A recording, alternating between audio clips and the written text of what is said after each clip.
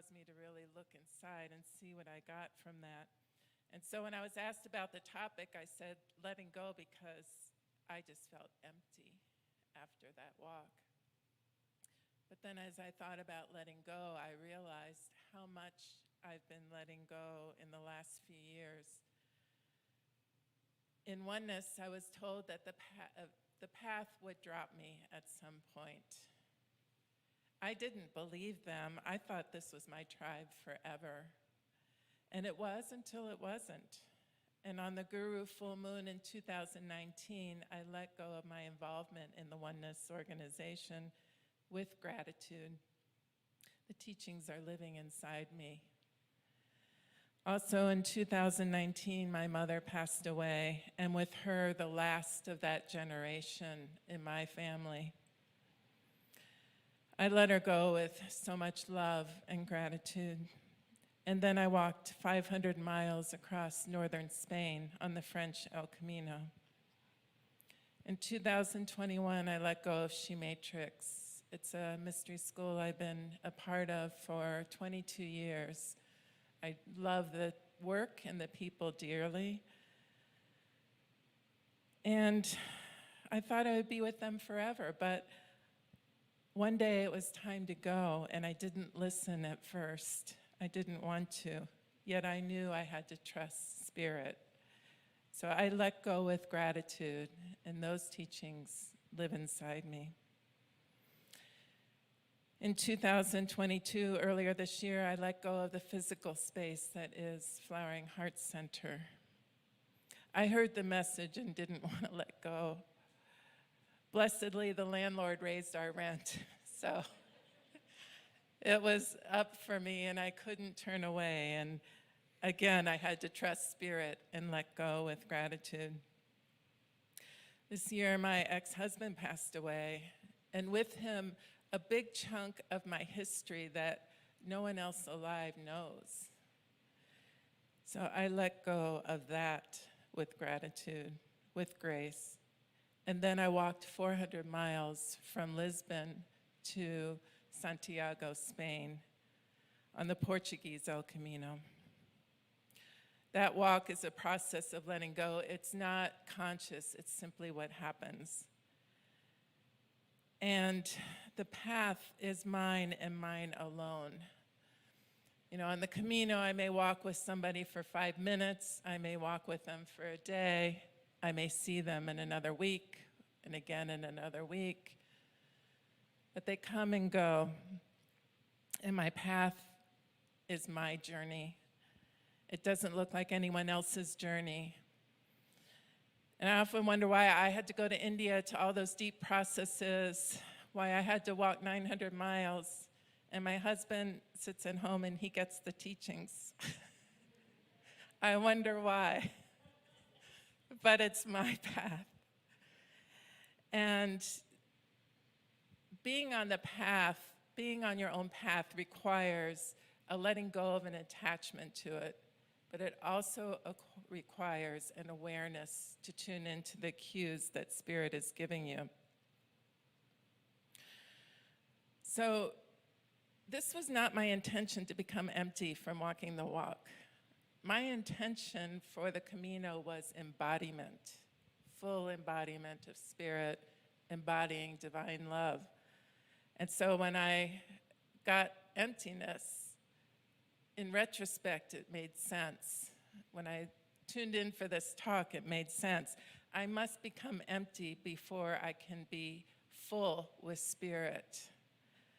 I must empty out my preconceived notions of what it means to embody divinity, of what it means to awaken. I have to empty out my strategies of how to get there, because the mind offers plenty of those, and that is the issue usually. So I feel empty. There is more space for presence, so I feel both empty and full at the same time.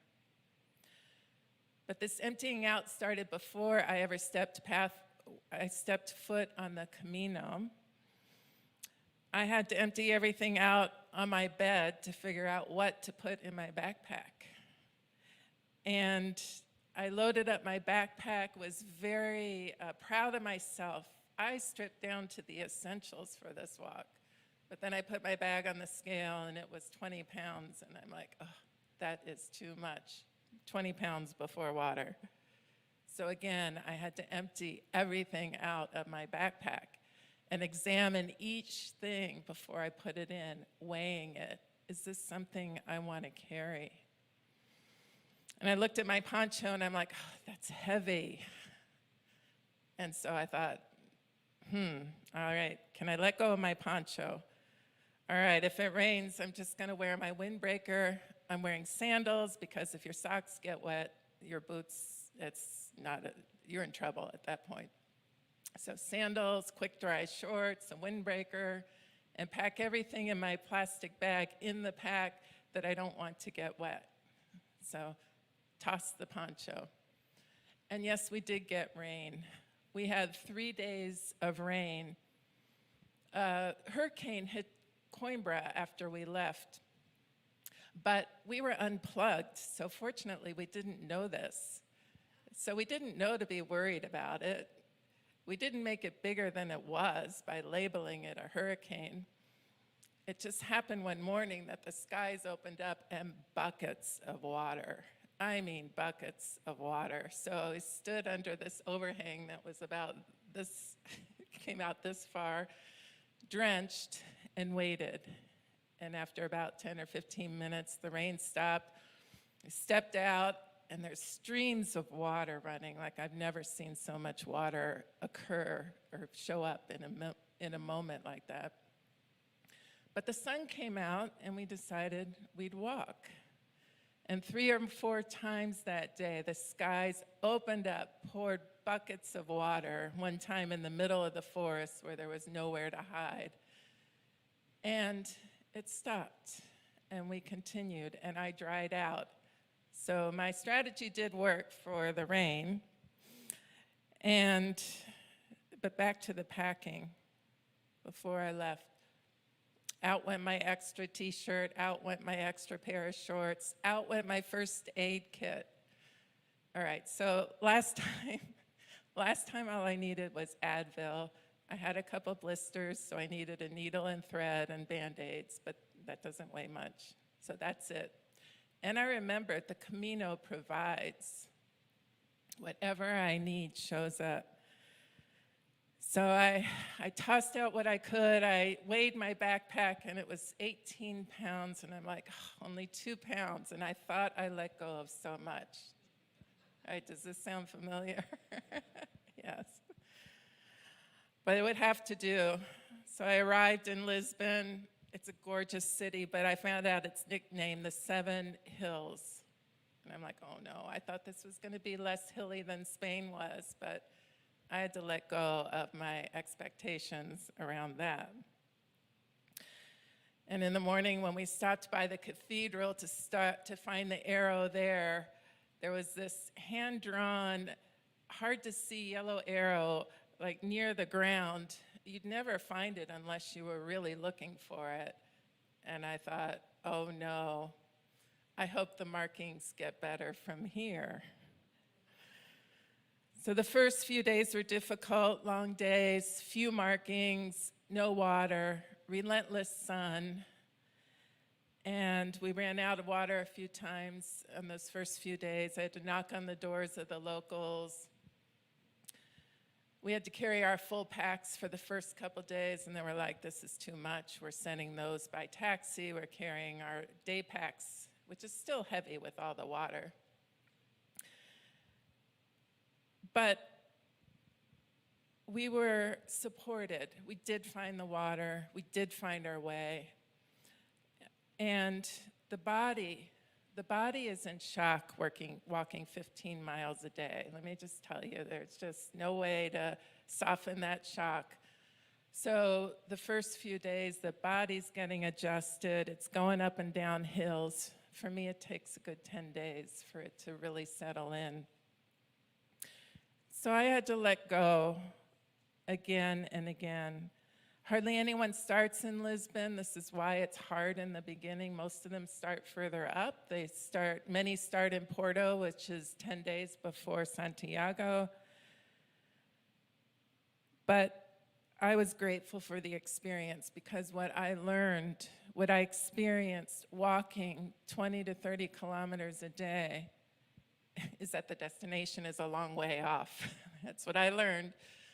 You might be standing on top of the hill and looking at the horizon, and you're walking there. It's just, you cannot focus on the destination.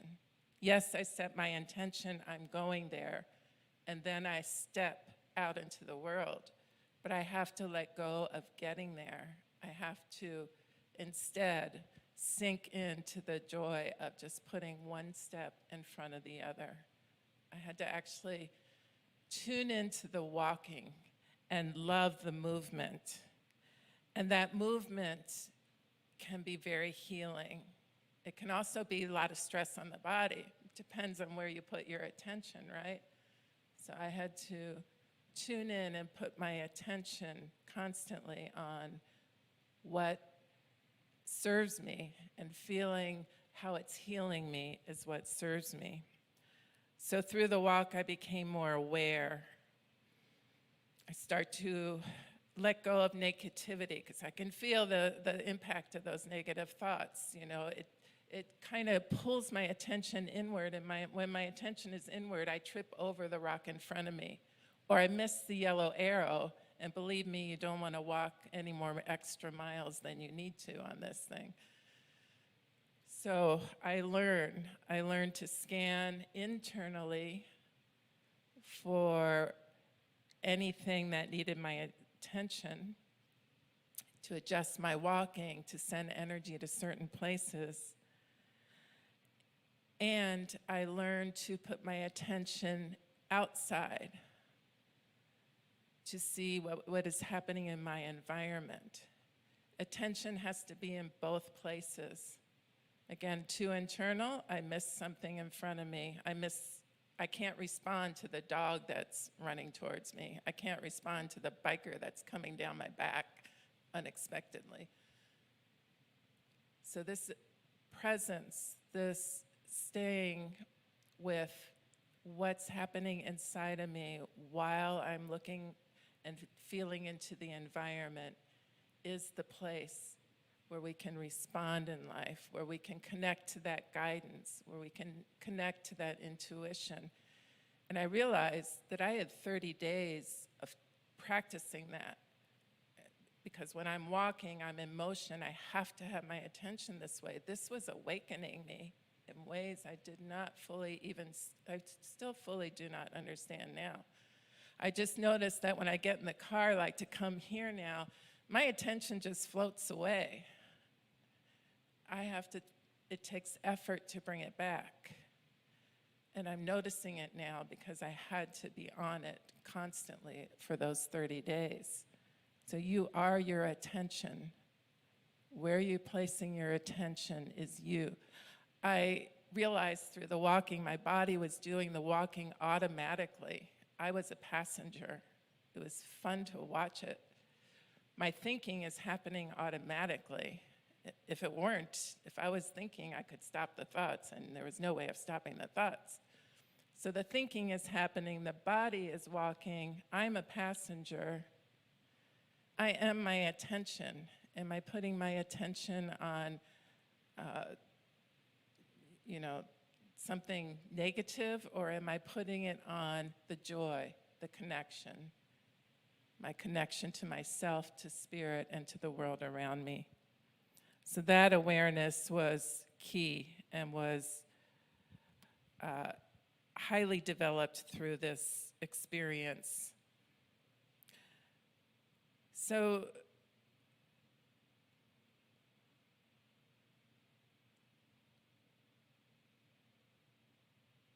I realize that not only is this awareness giving me this experience of presence and joy in the moment, but the guidance is really helpful, because one day we were walking past this hostel. It was a beautiful hostel, and we were We had 5 miles left to go that day. We were on a short day. So I said, let's go look at this hostel. We were walking by, it's beautiful. We go in there, and we thought, well, let's get a stamp. So as a pilgrim, you're getting stamps at various places along the way to prove that you've been to these different places. And you turn them in when you get to Spain, and you get a certificate that you walked the Camino.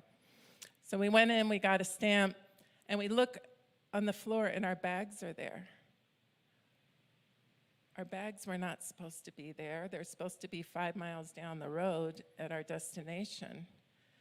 And we thought, wow. So the lady there offered to take our bags to the next town. This is the only time our bags got mixed up.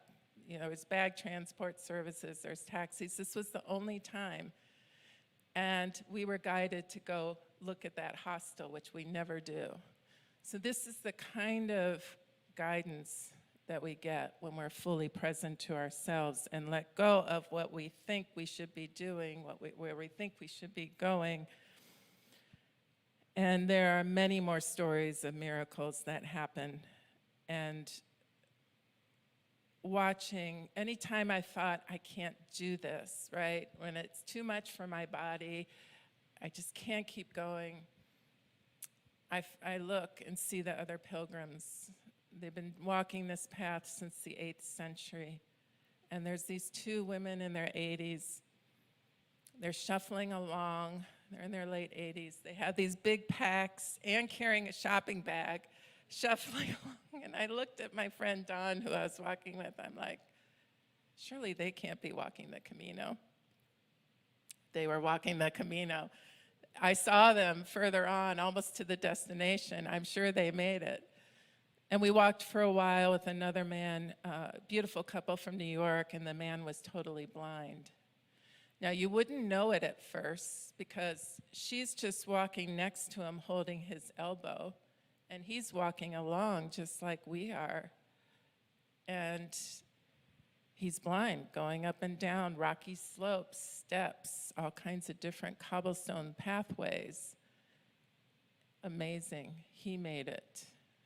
It's extraordinary.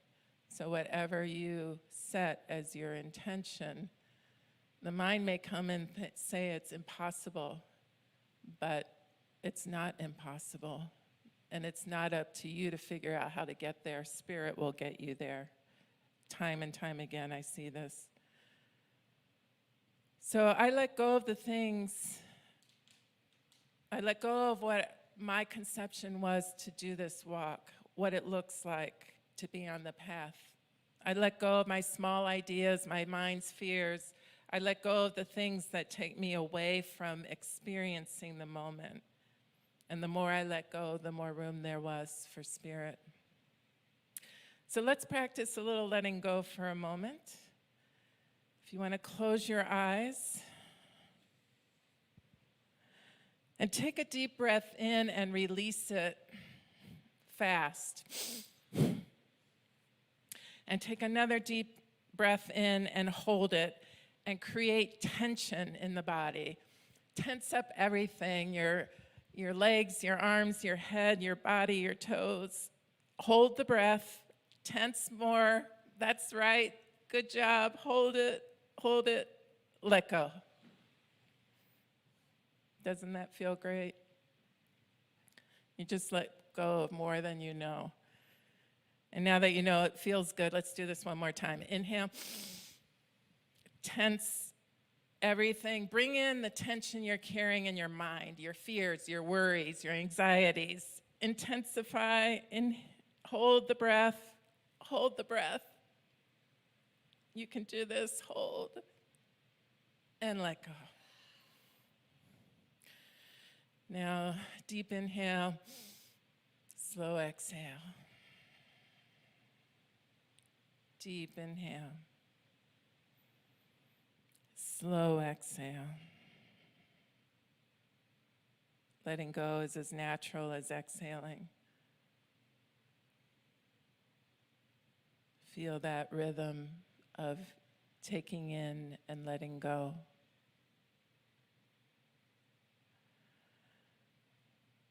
And now bring to mind something that causes you fear.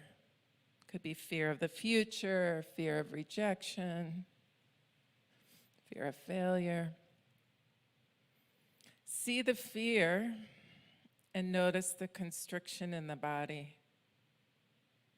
That fear is holding on, it's grasping. Notice your inhale and exhale may be more shallow.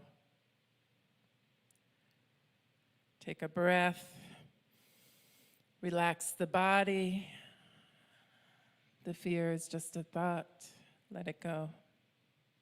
Return to deep inhale, slow exhale.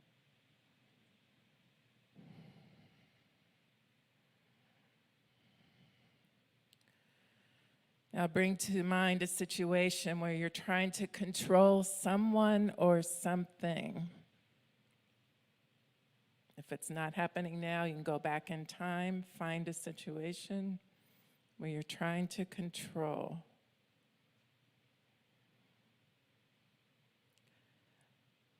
Feel the tension caused by the need to control.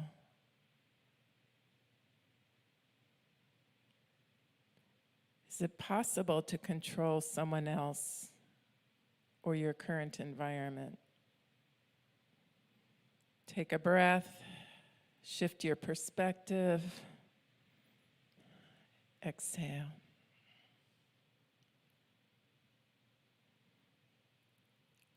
Deep inhale, slow exhale.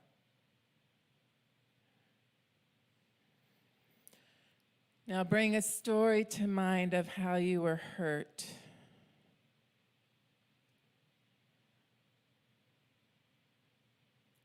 Feel the reaction in the body.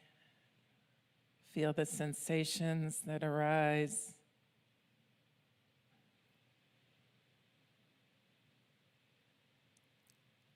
Take a breath. Let go of that story. Allow forgiveness by letting go of the hurt.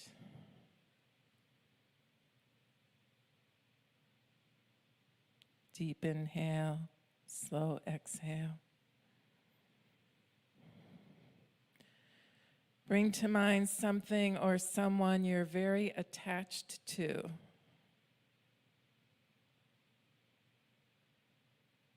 Feel the places where you're holding on, where you're grasping or afraid to lose it.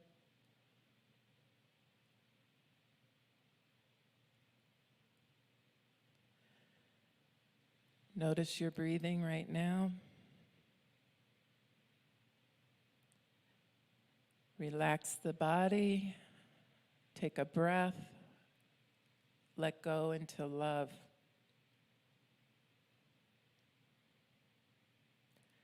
Take a breath. Let go again. Deep inhale. Slow exhale.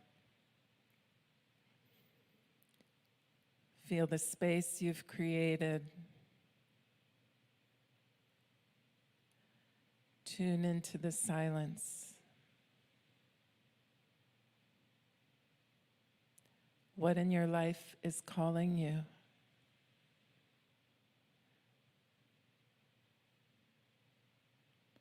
What is that still small voice saying to you?